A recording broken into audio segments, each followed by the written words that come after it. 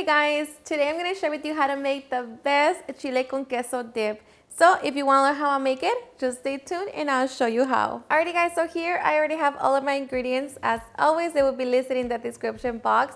So with that being said, let's begin cooking. We're going to begin by setting our pan over medium heat.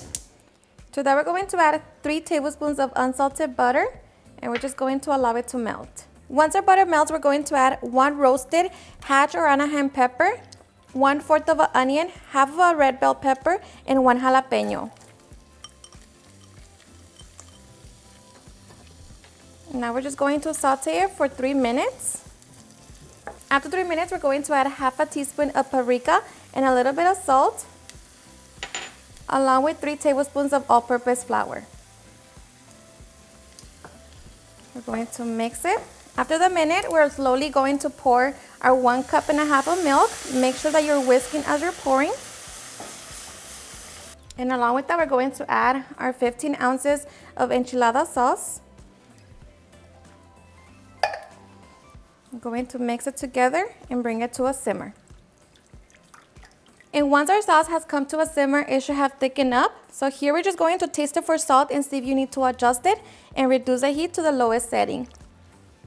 And now we're just going to be adding our 8 ounces of freshly grated medium cheddar cheese. Add it little at a time. And we're just going to allow the cheese to melt. Alrighty, and just like that, we have our delicious chile con queso dip. So now we can get ready to enjoy. Alrighty guys, and now for the best part, the taste test. Now let me tell you guys that I hope you give this recipe a try. It's seriously super delicious and it only takes about 10 minutes to get it done, and best thing is that everyone is going to love it. This is my favorite dip to enjoy with my quesadillas, my tacos, my chimichangas, or just like that, you know, with the chips by itself. It's just perfect. So hope you give it a try and enjoy it just as much. Cheers and enjoy.